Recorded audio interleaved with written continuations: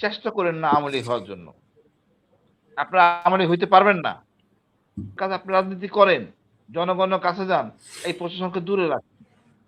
আপনি ভালো করবেন। কিন্তু যদি আবার সেই ২ নম্বরে চিন্তা করেন, বিপদে আপনারা ডাকবেন। এবং এই বিপদে কিন্তু এইবার আর আর্মি আপনাদের উদ্ধার করবেও না। জনগণ সাইজ করবে। পারবেন না জনগণের সাথে। টিকতে পারবে না বিএনপি। ৬ মাসও পারবে না। এই গণভোট-টোট এগুলো স্বাক্ষর কোনটা না করে বিএনপি টিকতে পারবে না। তেল এমনভাবে মারছেন, ভারতকে খুশি করে, আমেরিকাকে খুশি কইরা, কৌশলে অনেক কথাই বলতে পারতেন ইরানের পক্ষে। বলেন নাই। এখন মহা সমস্যায় আমরা জাতি। এই তেল যে একটা কি ভয়ংকর জিনিস, সরকার থাকবে কি থাকবে না, এখানে কিন্তু নির্ধারণ হয়ে যাবে। তারপরে অনেক সময় সরকার, জনগণ দেখে সরকার চেষ্টা করছে। সরকার কোন জায়গায় চেষ্টা করছে আমারে বলেন? সরকার কোন জায়গায় চেষ্টা করছে? আপনি গুম খুনের জন্য আপনার হাসিনা পইচা গেল। গুম সে আইনটা পাল্টাই দিলেন। অ্যাকসেপ্ট করলেন না। তো আপনি গুম খুন বিশ্বাস করেন? যাতে আপনি মুক্তি করতে চান বা করবেন, এটা তো ধরে নিবে সাধারণ লোকজন। আমি যত কিছু বোঝার অত পণ্ডিত না। বাট এটুক তো বুঝি যে আপনি কেন এটা বাতিল করলেন? কি সমস্যা ছিল? যখন করা হইল তখন কেন আপত্তি ইউনূস সরকার বিরুদ্ধে? না এটা ঠিক হচ্ছে না। তখন তো কোনো আপত্তি দেন আপনার সেম ডিএনএ ভারতের মতো, মানে আওয়ামী লীগের মতো। আমি সবসময় বলি, আপনি চেষ্টা করলেও বিএনপি আওয়ামী লীগ হইতে পারবেন না। আপনাদের ডিএনএ মধ্যে ওরকম নাই। এটা শহীদ জিয়ার বিএনপি, খালেদা জিয়ার বিএনপি। তারেক সাহেব দেখতেছেন, আমি মনে হয় একসময় ফিরে আসবেন আমাদের সাথে ইনশাআল্লাহ। তবে এই সালাউদ্দিনের প্রেসক্রিপশনে দেশ চলে না। সালাউদ্দিনকে আমরা বিএনপি বর্গা দেই না সালাউদ্দিনের কাছে। মিস্টার সালাউদ্দিনকে আমি খুব ভালোবাসি, পছন্দ করি। বাট এই ধরনের অনৈতিক কর্মকাণ্ড বুঝতে হবে কোনটা করা উচিত, কোনটা করা উচিত না।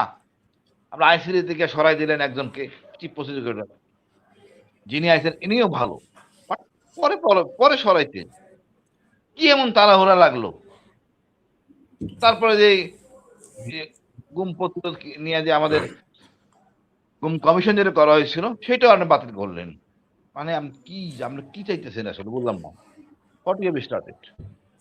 মানুষ জনগণ বুঝতেছে না আপনি কি করতে চাচ্ছেন? সাধারণ মানুষ তো এটাই বুঝবে। আপনি বুঝেন না পালসটা কি? কোন মেসেজটা যায় জনগণের কাছে? আমি জানি আপনার ইচ্ছা করলেও গুম করতে পারবেন না। সেই হ্যাডম নাই। আজকে ডিজে ভাই আপনার কথা শুনবে না। আজকে র‍্যাব আপনার কথা শুনবে না। পরিষ্কার। তারা শিক্ষা পাইছে চরম। হাসিনার কথা শুনে। হাসিনার কথা শুনে তারা চরম শিক্ষা পাইছে। আপনাদের সাথে আর তারা যাবে না। রাজনীতিবিদদের কথা এই র‍্যাবও শুনবে না, ডিজে ভাই শুনবে না, সেনাবাহিনীও শুনবে না। আমাদের সেনাবাহিনী অফিসারদের যথেষ্ট শিক্ষা হইছে। আমরা তো চোর, গুন্ডা, খুনি হয়ে আসি নাই আর্মিতে। আমাদেরকে বানানো হইছে। কে বানাইছে? এই আওয়ামী লীগের রাজনীতিবিদ। আপনারা তার সাথে পাঙ্গা নিয়ে কাজ করতেছেন। আপনি মনে করেন এটা করবে কেউ? কোনদিন হবে না।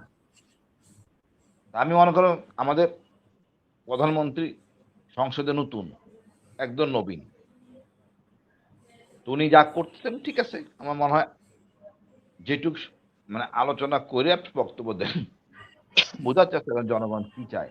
আমাদের দেশের জনগণের বড় সমস্যা হলো চাটুকার। সত্য কথা বলে না। এইটা বড় সমস্যা। যদি মনে কষ্ট পায়, এইখান থেকে না বাড়িয়ে আসতে পারলে দেশ ঠিক হবে না। সত্য কথা বলতে হবে না তাকে, না তা আপনি এটা করেন। কৃষকের সমস্যা কৃষক ভালো করে জানে কোথায় তার সমস্যা আর কিভাবে সমাধান হবে। আপনি জিজ্ঞাসা করবেন টাই শুট বুটেট লাগানো পাদর গাড়ি চড়ে আইছে, তাহলে জিজ্ঞাসা করবেন কৃষক নেতা বলেন, এটা হবে না কিছু। আমরা সেম যে লোক মাছ চাষ করে তার কাছে যান, মাছালার কাছে, নদী নালা বিল, সে জানে কেন মাছ চাষ করে, কোথায় সমস্যা, কোনাতে কোনায় সমস্যা, কোন জায়গায় কি দিতে হবে, কি নোজ ইট। আপনারা যাবেন বাটপার লোক কতগুলি লোক, ওই আপনারা এখানেও আসে টক শোতে, বিশাল সঙ্গের সংস্থা। আরে ভাই আপনি কি বুঝেন এই আইটেমের? এই মাছের কি বোঝেন, কৃষকের কি বোঝেন? আজকে যদি বিশেষ পরীক্ষা জিজ্ঞেস করা হয় ভাত কেমনে হয়, কেউ লিখবে ধান চাল থেকে ভাত হয়, আর কেউ লিখবে ধান থেকে চাল হয়, চাল থেকে ভাত হয়। আসলে তো এটা না উত্তর।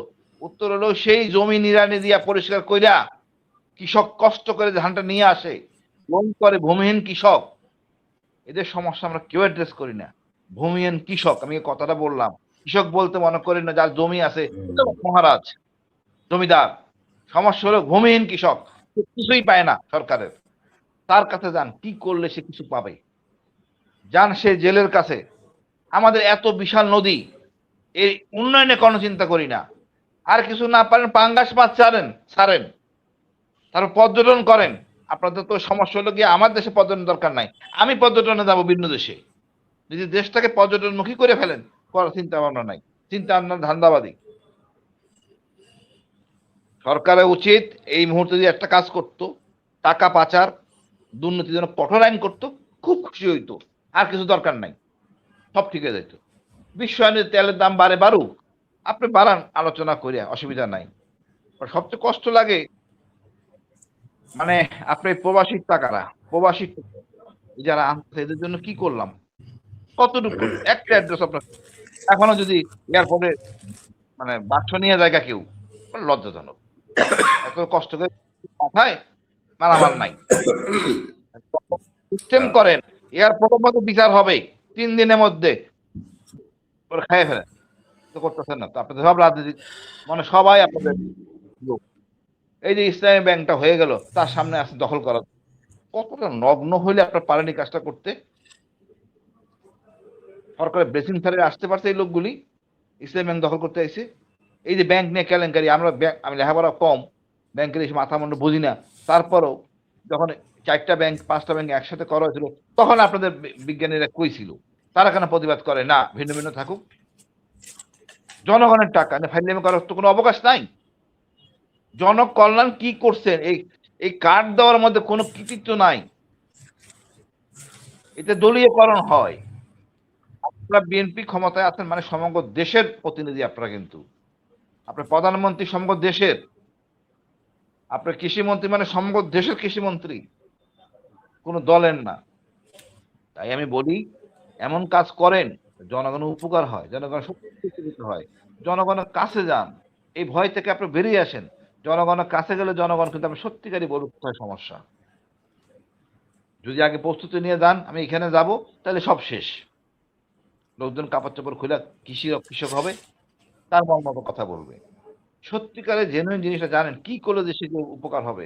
আমার দেশে এত শিক্ষানীতি কেন থাকবে? শিক্ষা ব্যবস্থা একটাই হবে, সে গুণগত মান সম্পন্ন, যার সবাই এটা ফলো করবে। এবং সরকারি কর্মচারীদের বাচ্চা কাচ্চা এই শিক্ষানীতি ফলো করবে। আপনি কোনোটাই এখনো করেন নাই। আমি সময় অনেক কম, 2 মাস খুবই কম সময়। আমি বুঝি আপনাকে মিনিমাম 5 মাস 6 মাস পরে তারা হবে। এর মধ্যে তো সংসদ নিয়ে আপনি ভেতরে পড়ে গেছেন। আপনার কোনো কথা কোনো কথা মিলতেছে না। যে গণভোট কোনোটাই মিলতেছে না, মানতেছেন না। কারণ ছাড়া ঝগড়া করতেছেন। হওয়ার কথা ছিল এই আজকে বিএনপি জামাত 2টাই হলো মজলুম। 2টাই মজলুম। উচিত ছিল এরা ক্ষমতায় এসে মধুচন্দ্রিমা। অর্থাৎ দেশটা যাবে একদম দাবায়া ঊর্ধ্বগতিতে উন্নয়নের দিকে যাওয়ার কথা। এই কিছু বাটপার লোকের জন্য আমরা আবার ভারতের চক্করে পড়তেছি। আমরা এটা শহীদ জিয়ার সন্তান, খালেদা জিয়ার সন্তান উনি। ওনার কাছে আরো অনেক কিছু আশা করি। উনি ইচ্ছা করলেও কিন্তু হাসিনা হইতে পারবেন না। উনি ইচ্ছা করলেও আওয়ামী লীগের মতো ফ্যাসিস্ট হইতে পারবেন না। তো খালি খালি ওই চেষ্টা করেন না। বাপের পথে চলেন। ইনশাআল্লাহ আমি বিশ্বাস করি উনি এখনো অনেক সময় আছে। উনি ফিরে যাবেন, জনগণের কাতারে আসবেন। ধন্যবাদ ভাই। বাচ্চা ছেলে গুলি করতে আমাদের কমেন্টস দেখেন সব তার পক্ষে। একটা নারী নির্যাতন হইলে তাকে আদালতে যেইভাবে তাকে বেজ্জতি করা হয়, আমাদের আইন, এটা আসলে লজ্জা। নারীবাদীরা এই একটা আইন ধর্ষণের ক্ষেত্রে ইনস্ট্যান্ট বিচার হবে, এই জায়গায় তো ইসলামী শরিয়া মতো করেন। বিচারক যাবে ওইখানে ফয়সালা করে সিদ্ধান্ত দিবে। কিন্তু আমরা কি করি? যেইভাবে নির্যাতন নিপীড়ন করি একটা নারীকে, মানে রেপ হচ্ছে, মানে মামলা করার বিব্রতকর, তার বাস্তবে সমাজে। কিন্তু আমরা করি না। ছেলেরা ভালো কাজ করছে, পুরস্কার দেওয়া উচিত। আর এই যে আরেক ভাই বললেন আসলে গুম কমিশনের বিচার হবে না, আমি আশাবাদী ভাই। আমি এইটুক মনে করি এখন লাভ জাপ দিচ্ছে, কারণ ভারত শিখাই দেখলি বলবা এটা করবা না, একসময় ঘুরে যাবে ইনশাল্লাহ। বিকজ এটা না করে টিকতে পারবে না বিএনপি, 6 মাসে পারবে না। এই গণভোট টোট এগুলি স্বাক্ষর কোনোটা না করে বিএনপি টিকতে পারবে না। এবং এত শক্তি নিয়ে 6 মাস টিকতে পারে না, কয়েক ঘন্টা বাকি হাসিনার 24 সালের 7ই জানুয়ারি নির্বাচন হয়েছে, 7 মাস 6 মাস যায় নাই। তো বিএনপিকে আমি হতাশ করব না। আমি আবারও বলি, আপনারা এই চেষ্টা করেন না আওয়ামী লীগ হওয়ার জন্য। আপনারা আওয়ামী লীগ হইতে পারবেন না। একটু কঠোর হন। আমাদের আমাদের প্রধানমন্ত্রী বলে আপনি একটু কঠোর হন। আমি আরো বিশ্বাস করি প্রধানমন্ত্রী হয়তো নবীন, মানে ওনার স্ত্রী কিন্তু বেশ জ্ঞানী, ভালো একজন নৌ প্রধানের কন্যা, এবং আমাদের প্রধানমন্ত্রী যে মেয়ে, এই মেয়ে এবং মায়ের একটু যদি ব্লেসিং থাকে, আমার মনে হয় সব ঠিক হয়ে যাবে।